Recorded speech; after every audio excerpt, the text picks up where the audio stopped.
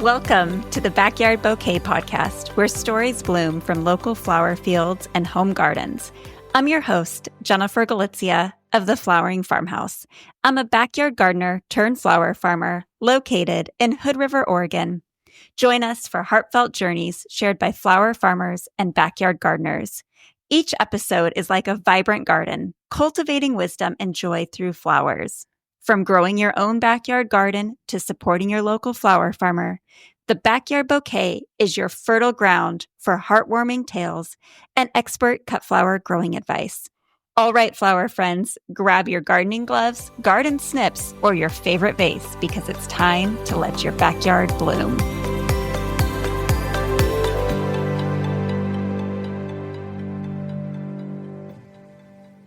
Welcome back to another episode of the Backyard Bouquet podcast.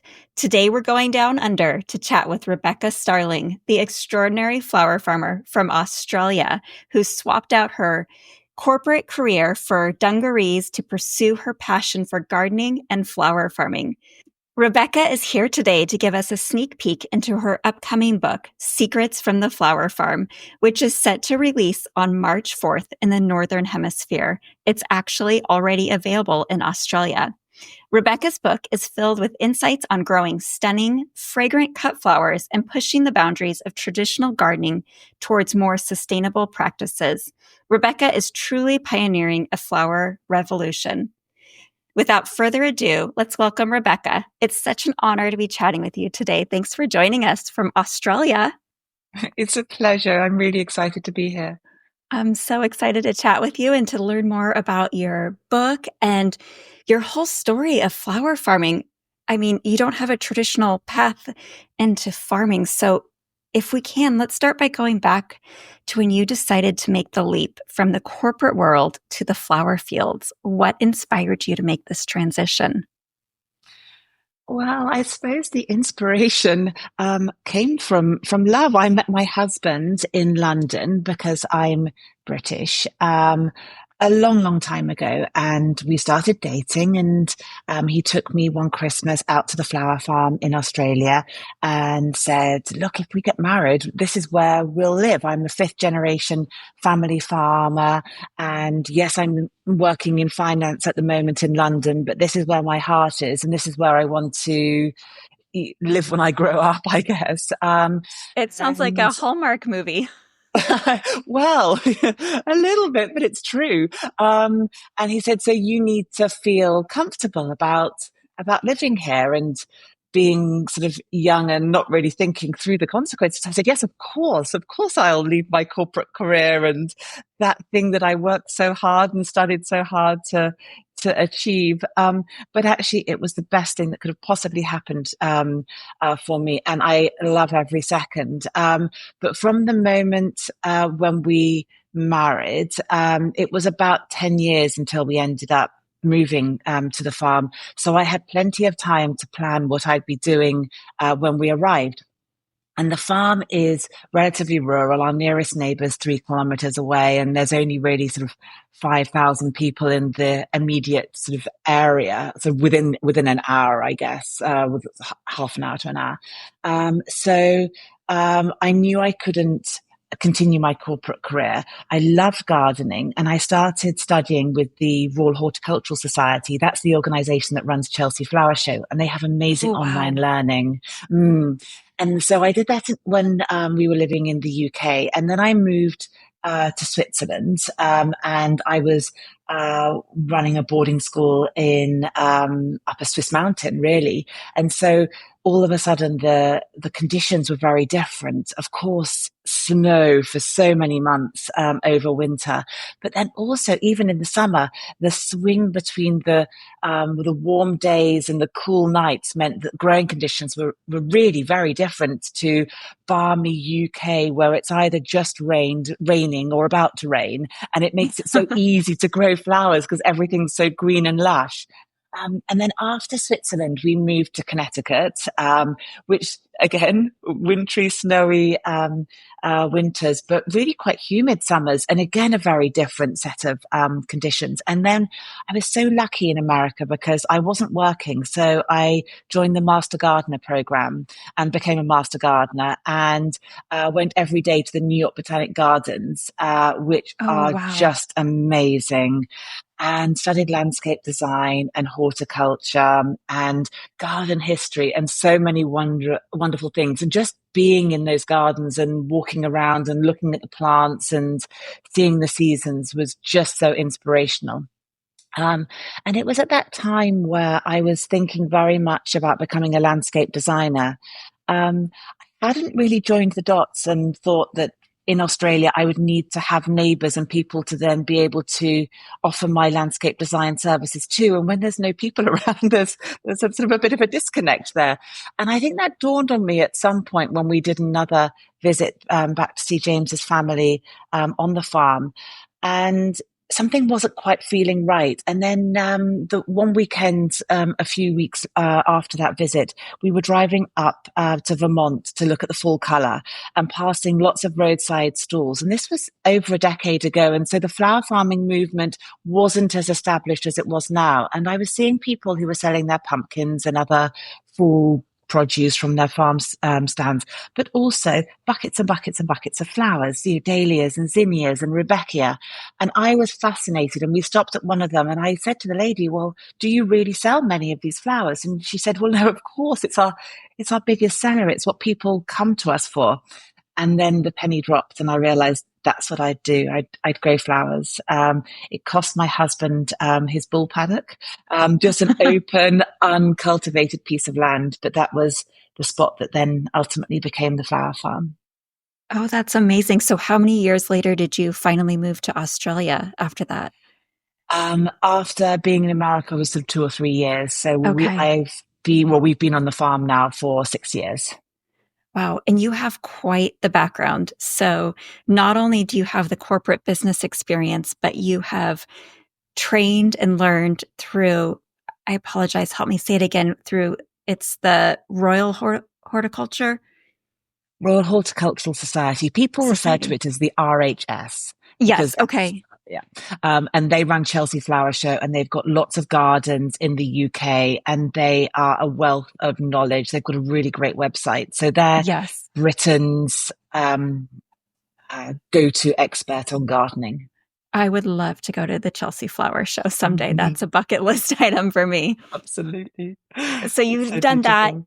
You're a US Master Gardener, which is also another incredible program. Mhm. And so you've had all of this experience that you took to Australia with you. And this is a sixth generation farm. Is that what you said? Yes, that's right. Yes. So what So has the farm they been?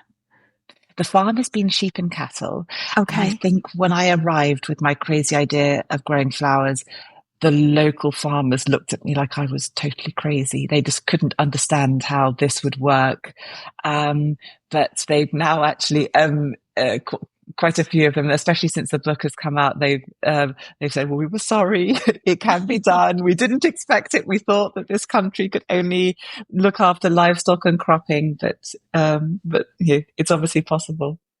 That's amazing. How many years ago was that you moved to Australia? 6 years ago. Okay, so 6 years ago, you started the flower farm. You're right on the same journey line as I am with my flower journey. I started 6 years ago too. So it's amazing how much can happen in 6 years. Isn't it? And it can happen in fits and starts, and you can think it's so hard, and then all of a sudden you have an aha moment and you learn a tip to growing something in your area, or you find a plant that grows really well for you, or something that you truly love, and then you're off. It's amazing. So the space you're growing in used to be used for cattle and sheep.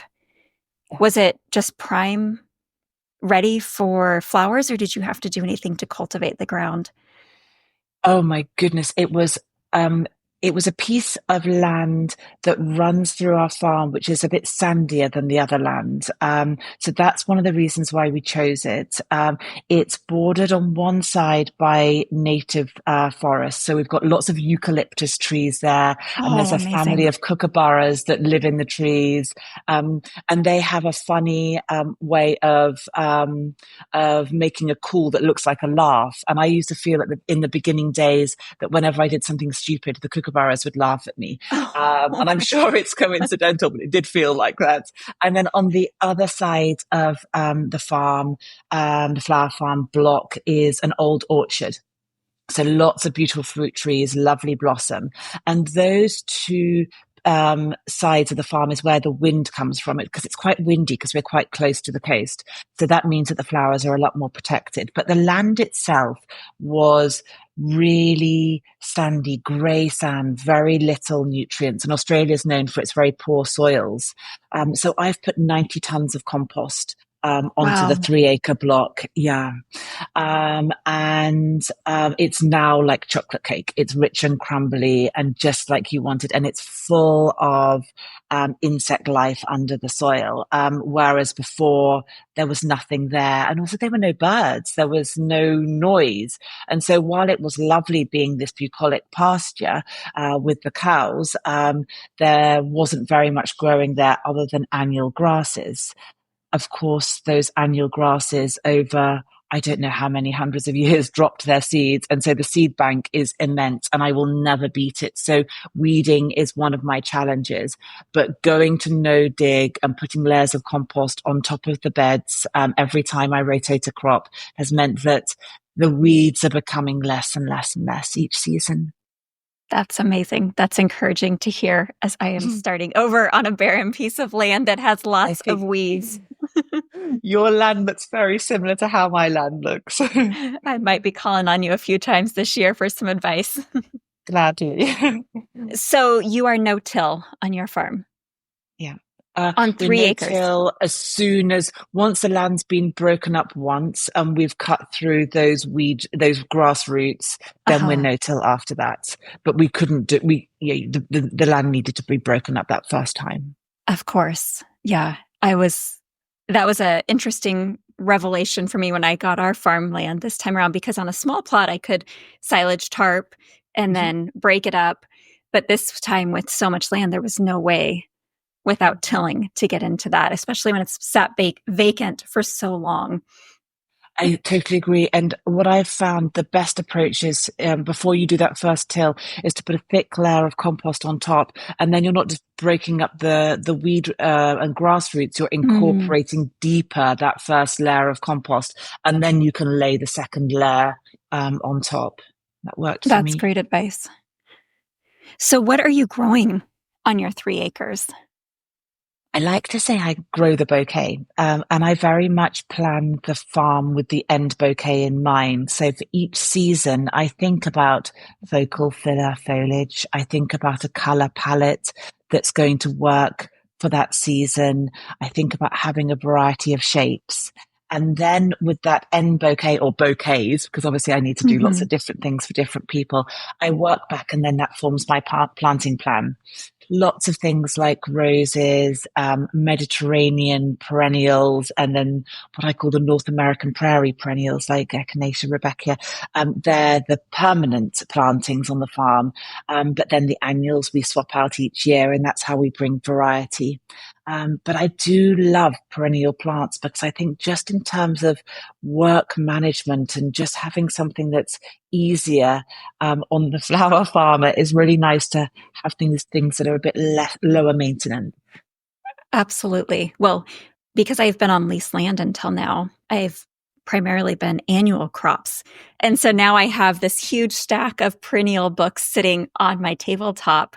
And that's what I've been doing before we were chatting, is I was looking through all these perennials, because the idea of having plants that come back every year is so alluring, especially when you have to deal with high weed pressure to be able to keep something in the ground.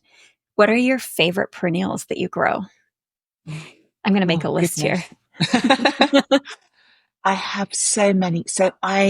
Let's start off with the Mediterranean perennials because in my brain I think about it in the two groups. I love growing the Mediterranean perennials because the Mediterranean climate is very similar to my climate. And so I think that's a good way of selecting. Choose plants that come from places with weather similar to yours. Mm. So for me, the Mediterranean perennials are really drought and heat tolerant. So salvias, I love as a velvet salvia. I'm going to pronounce the Latin name wrong, but it's Salvia leucantha. And then there's other salvias that have got the blue stem. I particularly like a variety called Blue Bedder. I interplant those between my roses because the salvias give off this sulfur compound which helps with black spots. Oh, And so interplanted with the roses, they work, they're a nice companion plant. And also I find that the time of the year where I'm cutting my roses, the salvias are looking good too. So just in terms of ease and speed of harvesting, that works really well, as well. Geraniums are another really good crop. And I particularly love the rose scented ones, because they work well with unscented flowers like dahlias. And I don't yes. know about you, but when I see somebody receiving a bunch of flowers, they bring them up to their face to smell. And I Hmm. think it's always, I feel a bit of a fraud sometimes when I give people dahlias and there's no smell. So at least the Yes. geranium comes through. Um, but other herbs work well. They're not perennials, but the flowering herbs like basil, coriander also can bring some fragrances in. But back to the perennials, what else do I really love? Lavender, I really love. I grow a lot of Australian and South African native plants, which are perennial. Okay. So if you're living in a colder climate, they might not work, but lots of them go down to are cold tolerant to -7 Celsius. So I'm not sure what that is in Fahrenheit. Shall I have a quick -7? That's 19 Fahrenheit. Okay. Not super cold tolerant, but then you can grow other ones as annuals, such as billy buttons, even kangaroo paws, eucalyptus. Sorry, you can plant as annuals, and that works really well. Um, Other perennials, I love something called Digiplexis. Have you heard of Digiplexis? Is that, It's a yes, cross I know. between the standard digitalis, which is foxglove, and a Uh-huh. plant called isoplexis, which has come from the Canary Islands. And the clever plant breeders have crossed them. And so it's formed a plant which looks like has the similar flower shape to a foxglove, but is perennial, and flowers for 4 or 5 months of the year in my Oh, climate, wow. and has the most amazing raspberry kind of rich peach color tones, dusky pinks, all the sorts of colors we're Oh, looking for at beautiful. the Yeah. moment, and nice tall long spikes. So I'm really loving those at the moment. In fact, there's quite a lot of foxgloves that are different to the normal ones. I'm on a foxglove um, fangirling on the foxgloves at the moment. I grew, oh, I don't even remember which variety it was. I only grew one foxglove last year, but it was my first time growing them. And I definitely loved them. They worked really well with cafe au laits, the coloring. And now I'm on this mission to grow more this year now that I have more space again. Beautiful, So, absolutely. And then the North American prairie perennials that I love are echinacea. I found that the species echinacea, the classic one with the orange cone and the purple petals, is the tallest and longest lasting. But there is a really lovely one that's got white petals called White Swan, which is just divine and it's so helpful in bouquets. And if you get to the echinacea once the petals have started to dehydrate, you can pluck those off, and then you've got the lovely orange cones that can go in. I love sea holly and I love echinops as well. And it's so useful, isn't it, to get some blue yeah. tones into arrangements. I often find that I'm looking for blue. And for me, the sea holly flowers first. I grow a blue one and then also a white one called Miss Wilmot's Ghost, which is Oh, wonderful at dusk on the flower farm. It just kind of glows. I guess that's where the name came from. And then echinops, which are more the golf ball, round, bigger globe flowers. For me, they flower a month or so later. Okay. Beautiful. I'm just picturing such a magical space that you must have. And it's It's all in bloom right gorgeous. now, right? It's in bloom all year round because we don't really get hard frost. I Oh, have flowers 12 months of the year, which is a joy. And I can grow most things. I'm very lucky. The only thing I can't grow is peonies because we don't have enough days of frost. But okay. pretty much everything else, we can grow 12 months of the year. That's incredible. I'm so envious as I'm looking outside and seeing snow on the ground and nothing I but know. darkness.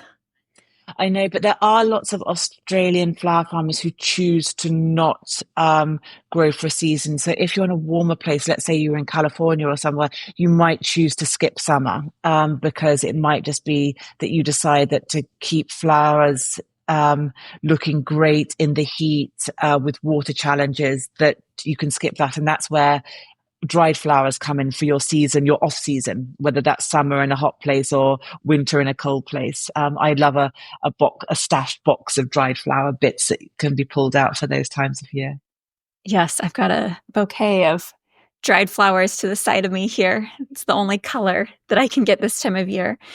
So, you mentioned that you're in a small town and it's a long ways away to the next big town. Who is your client base for your flower farm? So I have realized that every flower farm has its unique set of opportunities and challenges when it comes to finding um, people to take the flowers. And I realized that I could only um, persuade my neighbors to take so many flowers at any week in the year. There's just a very tiny market. So yes, I do market bunches. So happy birthday bunches, new babies. We are by the sea, so there's lots of weddings that happen. So I'm doing 22 weddings this year. So people Wow. come to the area as a destination because it's very beautiful.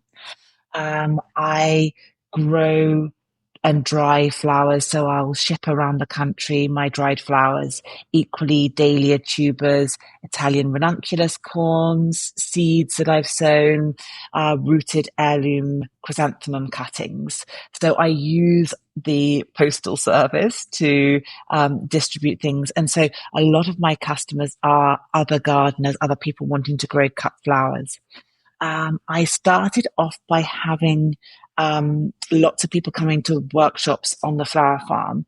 But then I think maybe the people who are local to me that would like to do a workshop have done a workshop. And that's one of the reasons why I wanted to write the book so I could share this knowledge much more widely. I'll often travel with my flowers to the cities, although increasingly I'm much keener to try and convince local flower farms to those places to grow rather than for me to drive my flowers, because that doesn't really make sense to me for a local flower farm movement. I'm increasingly doing bits and pieces online. So do you see, I'm doing lots of different things at different times of the Yes. year. And so by doing all these different things, I'm busy every month of the year, but there's a different focus all the time. So right now it's January. What's your focus for this month? So January, I know it must feel very strange when you're in the middle of a snowstorm, but I'm at 32 degrees Celsius, which is sort of in the 90s Oh my Fahrenheit. goodness. So Sounds very different. lovely. I know, it's gorgeous. So our dahlias are starting to flower. We've gone beyond the longest day of the year. And so dahlias yeah, are in peak. It's wedding season now. I'm doing weddings every weekend. We've got people asking to come and walk around the flower farm for U-picks. It's tourist season in the local area, so there's a lot more people around than normal. I'm sowing my last succession of zinnia seeds. I'm cutting paper daisies and statice and sea holly to dry because it's nice and hot and dry and things dry very quickly. Oh, I'm keeping up the watering. That's a big battle. And then, of course, trying to stay on top of the weeds. So we are high summer. Mhm. Wow, you sound very busy. I feel so honored that you're joining me and carving out time. in your schedule to join us on the podcast. So thank you. Um, you have 3 acres. That's a lot of flowers. Do you do this all by yourself or do you have a team?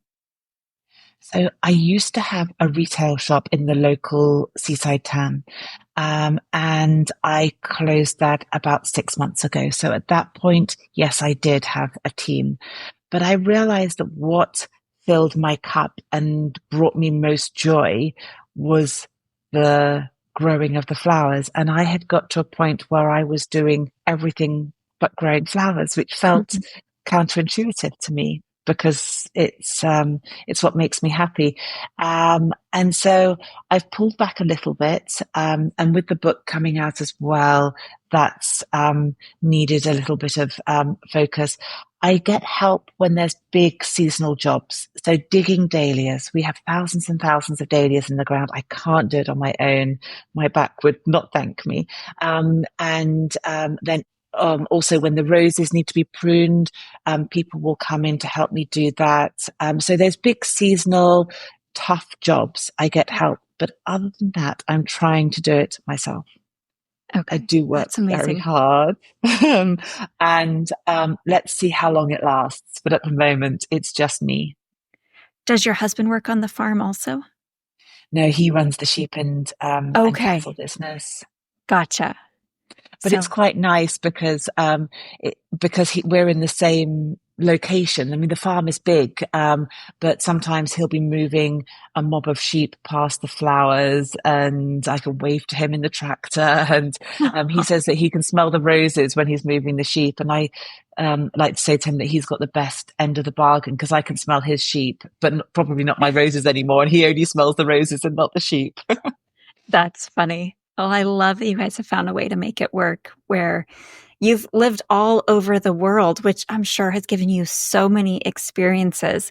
Has that contributed to your desire to write this book? Or let's talk about your book a little bit. How did this book come to be? Sure.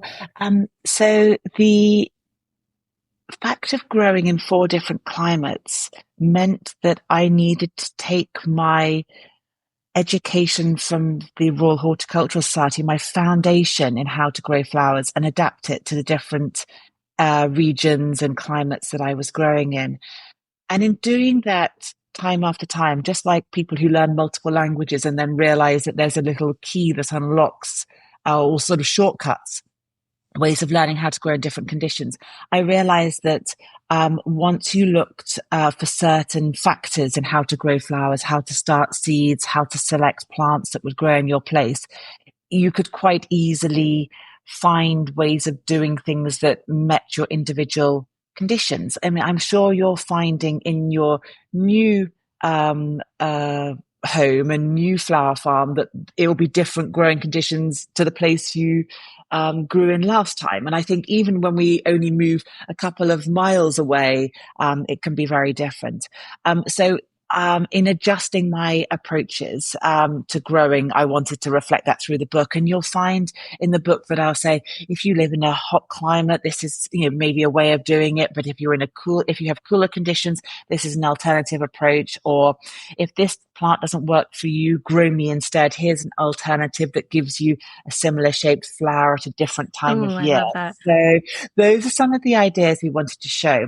And I also wanted to share a little bit of the Australian experience with growers in the Northern Hemisphere who may be experiencing more unpredictable conditions. So it's different for everybody, right? And it's different from one season to the next, but maybe more storms, more deluges, more rain, warmer conditions, drier conditions. I think what I'm feeling that we as gardeners around the world are experiencing is more unpredictability. And Australians Absolutely. have lived with unpredictability forever. It's the country of fire and flood, and we're currently in drought, whereas a year ago we had more water than we knew what to deal with. And so it's those sorts of learnings that I hope come through the book. Oh, that's exciting. I can't wait to get my hands on a copy. Mhm. I love how you mentioned just even going a few miles away because my last farm, I had this beautiful, well draining soil.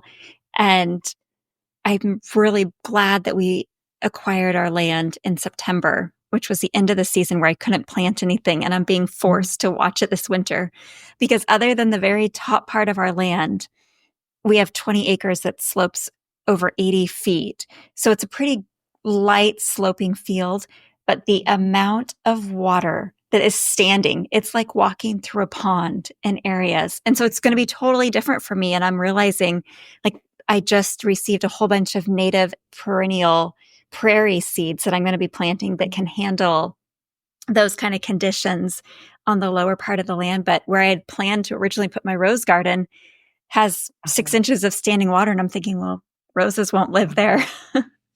No, and isn't that a blessing that you've been able to observe it? Um, and also with your irrigation, if you're running drip irrigation going down the slope, you might need to traverse that slope rather than going down it so you don't get more of that puddling. Oh, Guess that's you'll a be good looking at point. drainage as well, won't you? Yes, all kinds of new things to consider. It's so exciting having a new piece of land and learning its personality and what does well there. And the old adage of right plant, right place is so, so true. But I don't know about you, but I'm always in a rush to get plants in the ground, and I'll go to a garden center and see something beautiful and just really need to have it, or see somebody talking about it, or hear somebody talking about it. But it's really good to just take that pause and to look at what conditions the plant really likes, because a happy, healthy plant will give you the best cut flowers. So it's sort of worth doing that pause. Oh, that's great advice. I love that.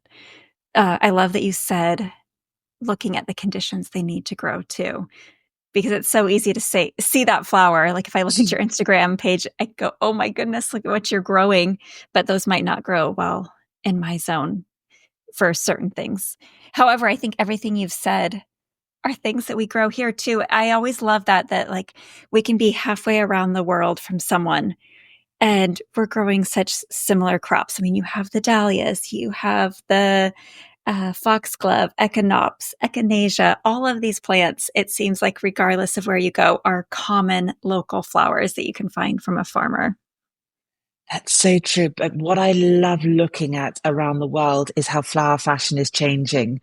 And Yes. so what's fashionable in one part of the world is maybe hasn't caught on yet somewhere else, or is never going to be fashionable there.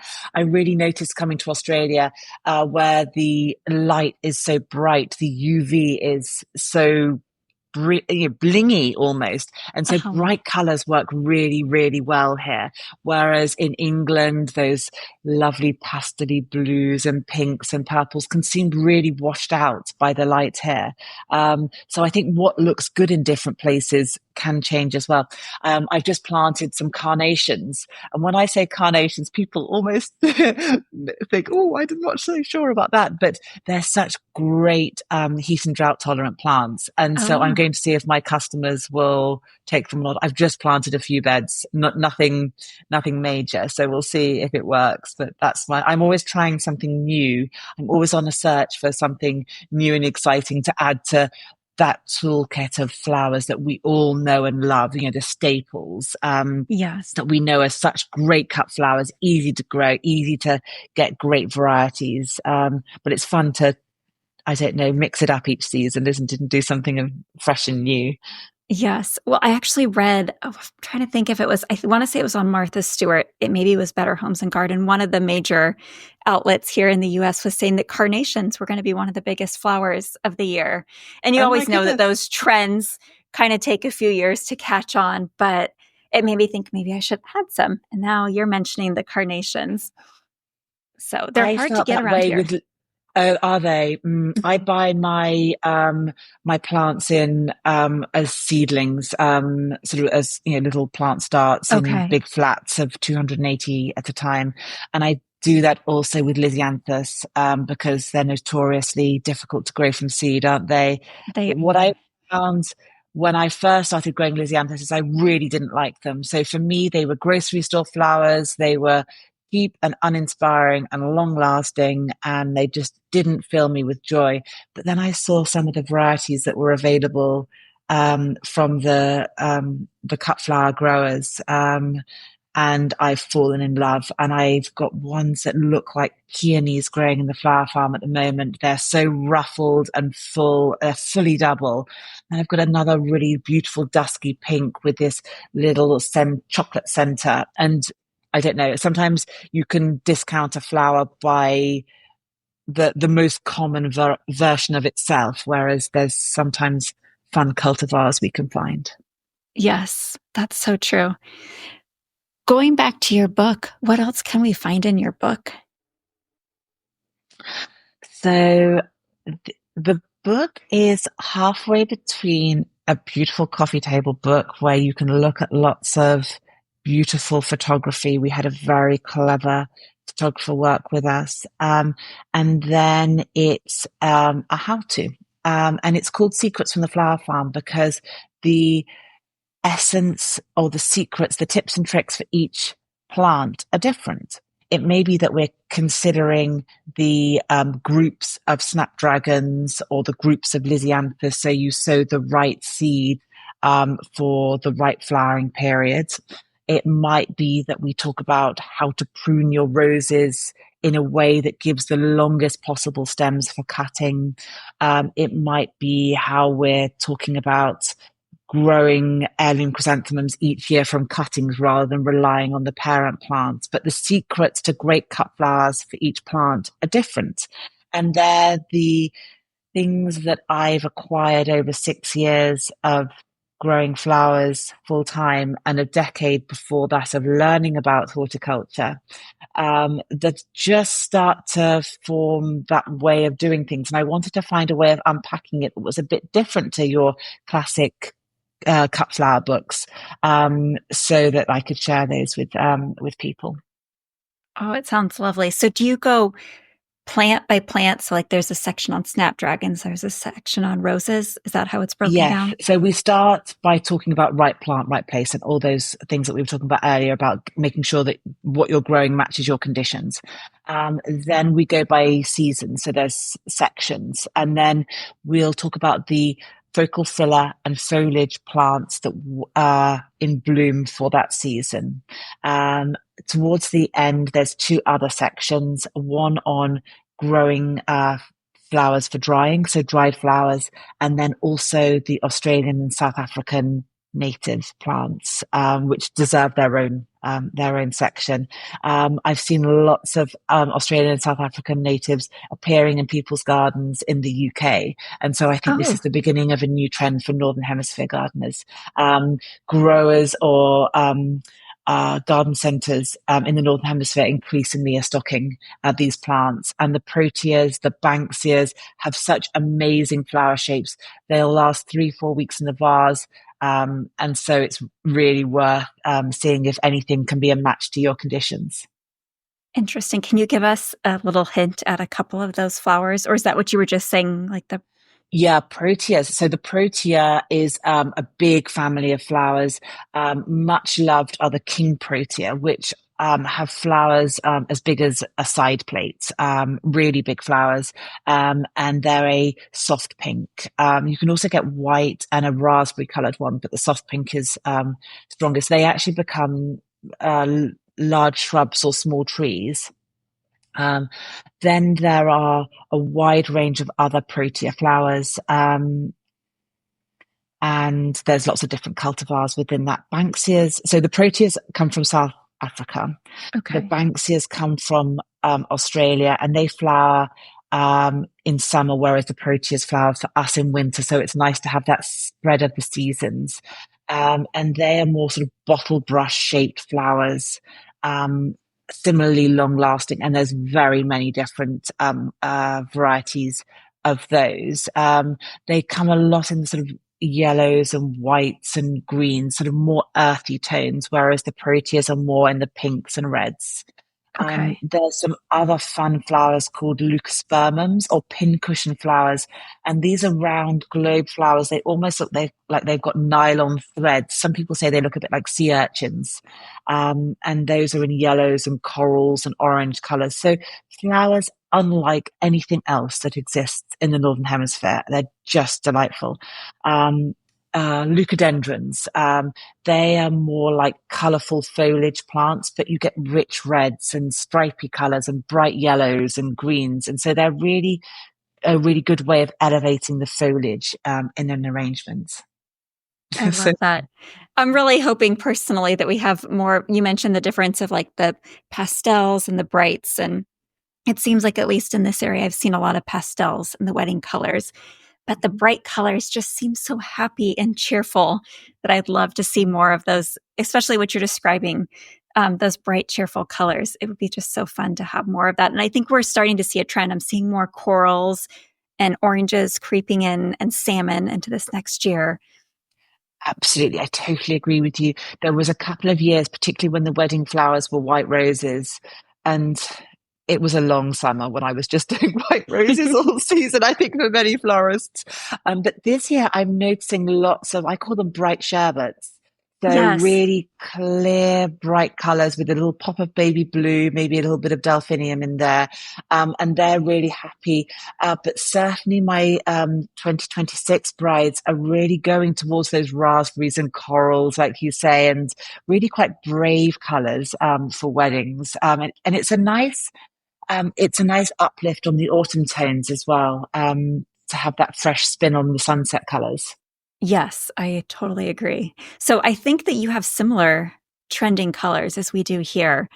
It's interesting. I don't know if you guys have the Pantone colors of the year like they Yes. do in the US, because they came out just recently. I think it's like mocha mousse. I might be saying the color wrong, but it's kind of a brownish color that's the color of the Mhm. year.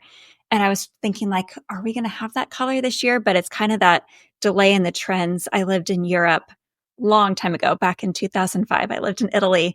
And when it was my senior year of college, and, or I guess it was 2004, sometime back then. I can't keep track of the math anymore. Early 2000s. I remember like there were all these leather jackets, these leather boots, and I thought I was so cool coming home with all of this trendy clothing. And I come back and no one's wearing any of this. And I got rid of everything.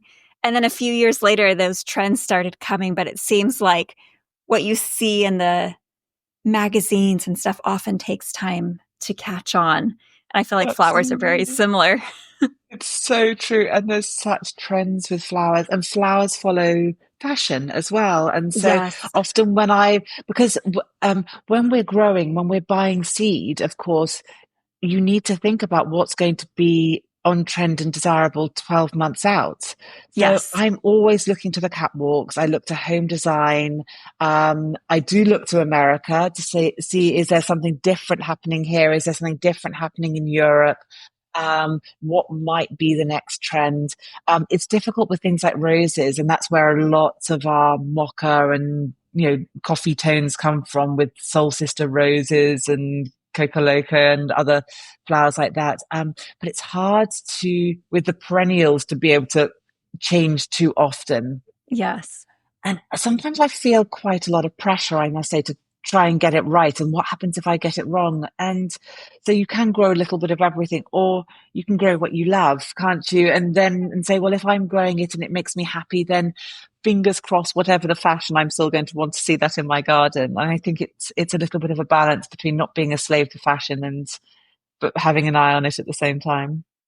I love that. One of my words this year is joy. And so I keep reminding myself, grow what brings you joy, which is very similar to that grow what you love saying as well. So I think that's so important that those trends are going to come and grow, but especially with those perennials, you want to love, because it's going to take 2 or 3 years for them to get established once you plant them. Mhm. And so the trends may come and go. For sure. And there's always colours that are going to be desirable. Everybody's going to want a soft pink, a soft peach, a white. So there's, Mhm. we can have that foundation colours, and then maybe that's then where the annuals come in, that you can swap out that fast fashion, because an annual, you can grow it in 90 to 110 days, a zinnia Yes. or something. And that can be something that I call it fast fashion. Your fast flowers equaling your fast fashion. Speaking of the fast fashion and zinnias, are you guys getting some of the amazing zinnias that we've been having here? We are. There are floret zinnias flowering on my flower farm at the moment, and everybody is sort of seeing their first few flowers and putting pictures up. It's quite exciting. That's awesome. Erin's varieties were so incredible. I can't wait to see what else comes from her breeding. And the other people, there's a small handful of people breeding the zinnias right now. So it's really exciting to see more farmer florist type colors coming out of them instead of the bright reds and purples that are traditionally what you see growing in a backyard garden. For sure. I think Erin Floret are the only company that's exported to Australia so Okay. far. But fingers crossed, guys, if you want to export here, so there's a market. There's lots of Australian demand for different colors. We have a tighter range of flower varieties than are available in the Northern Hemisphere because our biosecurity rules are so strong. So it's Okay. difficult for companies to import sometimes. Yes, I know. I sometimes have people ask me, like, do you ship your dahlias outside of the US? And it's the rules. Being a small farmer, you can only do so much. It's so expensive to try and get those import and export permits. I was even looking at an import permit. I saw some seeds over in the UK that I wanted. And I was like, it's quite the process to get flowers It into is. It's another really country. changed in recent years. So when I first started, I could import from the UK easily. Chiltern Seeds is one of my big favorite Yes. seed suppliers. And that was possible, but it's harder, much, much harder now. But it also there's a silver lining to every cloud, and it means that each country has its own set of dahlias. So with a Yes. couple of exceptions like Cafe au lait, maybe Cornell, Ivanetti, some of those real old classics, Mhm. which we share. Australia has its own totally different set of dahlias. So we don't grow what you grow. But I Right. quite like looking at the different colors and varieties. So it means that we have our own little Australian family of dahlias and you have your US ones. Well, I have to ask about the dahlias. Do you guys have the same kind of dahlia wars that we're having in the US where everyone wants dahlias right now? Absolutely. It's manic. You'll be going into your sales in January, Soon. which Yes. people, Some yeah. have already started. Yes. Oh my goodness, the mania is real. And I keep thinking each year, is it going to slow down? Is it going to die off? But no, I think there's wonderfully so many more people growing their own flowers that the daily wars just continue. It is crazy. We put our sale up. We have thousands of people kind of waiting on our site. The best varieties or the most desirable ones in the most desirable colors go in seconds. And yeah, you need to, if you're selling dahlia tubers, you need a really good, strong website platform to be able to cope with that demand. Totally. How many varieties do you grow? Oh goodness. I know we're planting about 7,500 plants this year. Wow. And I would have to guess the varieties. We're probably in the sort of 500 varieties. That's incredible. It's a lot. It's a lot. Wow. You need to make sure that you have that UV stable Sharpie that because one year I wrote on a big batch and with the Australian UV light I came at the end of the season and all the ink had dried off, so that then became my mystery patch. Oh, We no. gifted those to hospitals and other charities, but no, I've actually developed a system now where I have a label printer and it prints the labels so that I can put those Okay. onto the stakes. So yeah, Well, that's a it's a big lovely thing. gesture of giving them away. But it's so fun, isn't it, seeing those first flowers at the beginning of the season? And or even though the dahlias flower for so long, it's so sad when they stop flowering. And Yes. then when they start flowering again, I don't know about you, but I've missed them so much. I sort of skip down to the flower farm every day to see what's new and what's appeared, and especially new varieties that I'm growing for the first time. It's so exciting. Absolutely. Well, especially for us after such a long winter when we have to check on them and baby them in our storage and wash and divide them. It's like, okay, this was worth it. And it's almost like having a child. You're like, I'm never doing this again. And then you see it and you're like, this was worth it. This is why I do it. And you forget about all the hard work that goes into caring for the dahlias. Because it is a 12-month process. There's It something to do is. pretty much every month of the year, even if they're in storage out of the frost and you're just checking on them. You've got to monitor the moisture levels in that packing box, haven't you? Absolutely. What about growing from seeds? Are you growing any dahlias from seed? We're growing lots from seed. We grow a lot from seed because they volunteer and they just pop up in a rose bed or, Oh, in wow. various places around the farm because we've got so many. And for so many years now, we've had them. There are dahlias absolutely everywhere. I'm a little bit of a softie and I'm not very good at the culling process. I don't like to pull them up because I'll see one that's clearly no good, but it's covered in bees and I just don't have the heart to pull them. I do need to get stronger at that.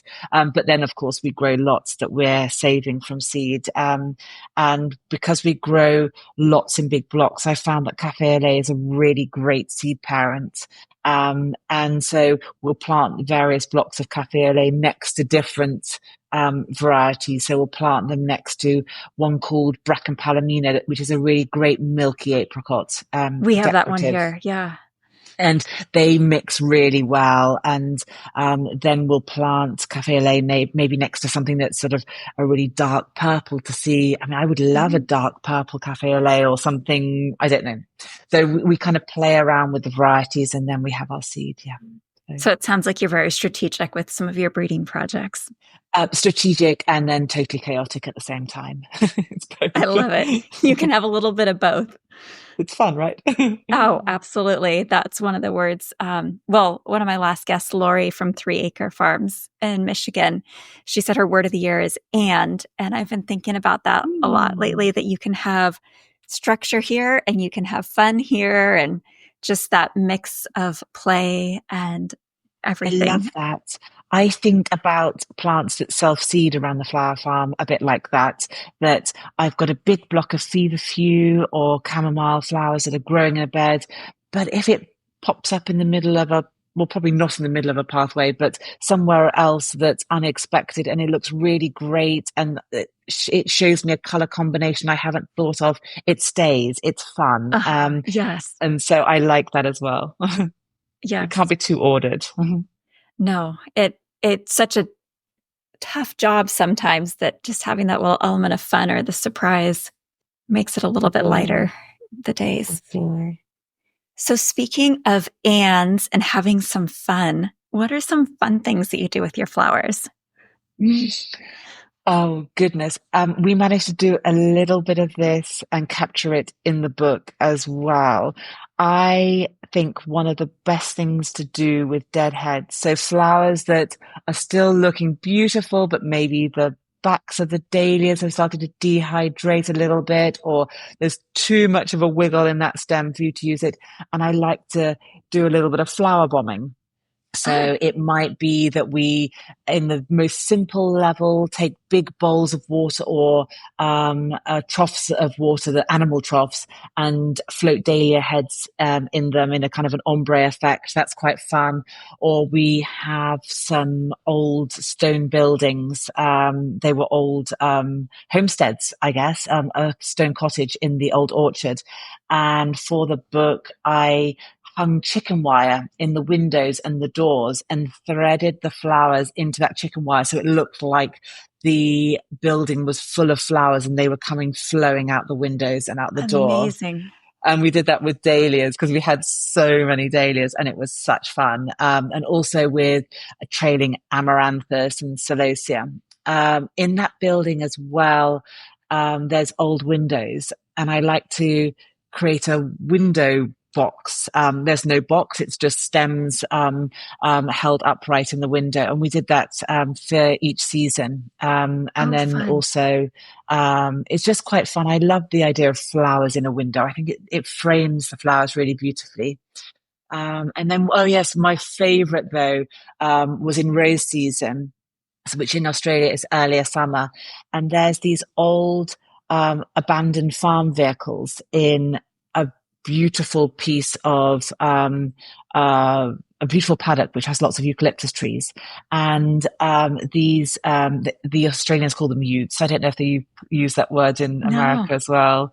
They call them utes, but they're basically flatbed, small trucks. And I filled the tray of the ute with flowers and had them coming through the windows. But there was also bracken fern growing through the bed of the truck because they'd been there for decades Oh, as wow. well. So it was almost this sort of place that time forgot to create something sort of otherworldly, which was quite nice. And then the final one that comes to memory is there's a watering hole. So when my husband's family first arrived on this piece of land, they dug a watering hole. So the water table in this part of Australia is very high.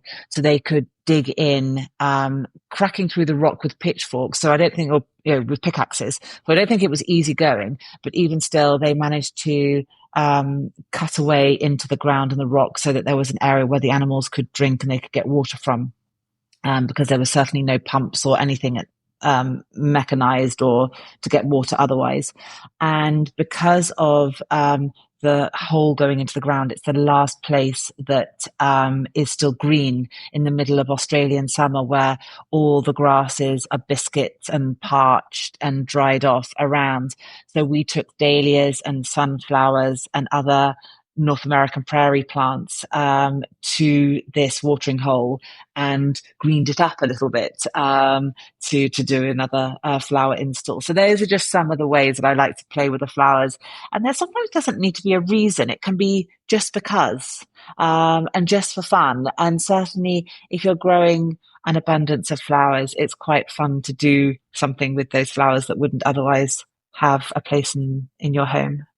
I love that you added a little bit of whimsy to the flowers or to the spaces. You created some whimsy in the spaces, which is a word that I'm trying to use this year, as I know this is going to be a really hard year for us as we are literally starting from scratch again. I'm like, how do we make this fun? How do we add an element of whimsy? And I love those Absolutely. ideas And of we need just to scattering. continue playing as adults. We play as children, but we need to play as adults as well. I think it's really important. Absolutely. Oh, I love those ideas. So some of those pictures will be in your book of these different installations. Those installations are all in the book. Mhm. Oh, I can't wait to see them. Those sound amazing. And speaking of having some time for play and fun, travel, it sounds like, was part of your life. Before starting the flower farm, you've lived all over the world. Do you have any plans to come back to the US? Absolutely. I'm so excited because I've really missed the US and I haven't been back since we left Connecticut.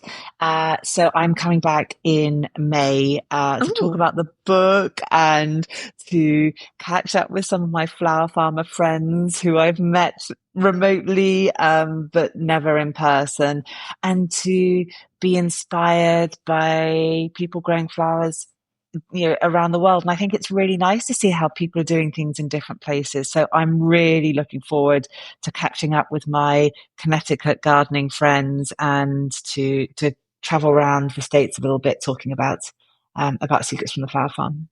oh, that's so exciting. Do you have a tour lined up or what's your Not plans? yet, but I will, and I'll be putting that on my social media and my website as soon as that's firmed up. Okay. So if we want to know about your tour schedule, we better follow you online then. Please do. I'd love that. My Instagram is starlingflowers underscore. So starling like the bird. And then my website is starlingflowers.com.au. So don't forget the AU. That means it's the Australian website. Perfect. I'll add links to both of those on Thank you. our show notes for today. We've talked about so much today. It's been so fun. I have so loved getting to chat with you today. You are just a wealth of knowledge, and your story is so amazing and inspiring from having lived all over the world and taking what you've learned and putting it into this book that's soon going to be out here in the US, but Secrets from the Flower Farm. I'm so excited to get my hands on a copy of the book. Is there anything we haven't touched on today or any advice that you would like to share with our listeners before we say goodbye? We've talked a lot about growing what makes you happy, and I think that's so important. Um, Yes. But what I also hear is this, and I think it changes from season to season and year to year, is should you focus on a few crops or a few flowers and master that, or should you do everything and trial it and then work out? And I think you need to just do you. And what I mean by that is do what works for your energy levels and the time you can give to your flowers and your personality. And I don't think there needs to be a rule for how you approach your flower journey. Everybody's circumstances are different. And I think you can just give yourself a little bit of grace and just do what feels right for you and your circumstances. And if you plant everything and feel it's too much and need to roll back, then you do that. If you start small and then feel that you have fear of missing out because you didn't plant your zinnias and everybody else has them, for example, then you plant zinnias next time you can plant them. And I think just being kind to yourself and not comparing and knowing that everybody else has a different way of growing and different set of circumstances is what I think is the best way, because we're all so different, aren't we? And our circumstances Oh, are so different. I love that so much. Just do you. That's such a great thought or reminder or affirmation as we're going into this new year of 2025 is grow what you love and what's true to you, because there's so many opinions out there and everyone's going to tell you something different. So if you just grow what you love and do you, that's amazing advice. Thank you so much, Rebecca. Thank you so much for having me on. It's been such fun talking to you. It's been an absolute delight, and I hope that I'll get to meet you when you're here in the US. That would be so Absolutely. fun. Let's do that. Yes. All right. Well, thanks so much. Happy New Year. Happy New Year. Thank you, flower friends, for joining us on another episode of The Backyard Bouquet. I hope you've enjoyed the inspiring stories and valuable gardening insights we've shared today. Whether you're cultivating your own backyard blooms or supporting your local flower farmer, you're contributing to the local flower movement, and we're so happy to have you growing with us. If you'd like to stay connected and continue this blossoming journey with local flowers, don't forget to subscribe to the Backyard Bouquet podcast. I'd be so grateful if you would take a moment to leave us a review of this episode. And finally, please share this episode with your garden friends. Until next time, keep growing, keep blooming, and remember that every bouquet starts right here in the backyard.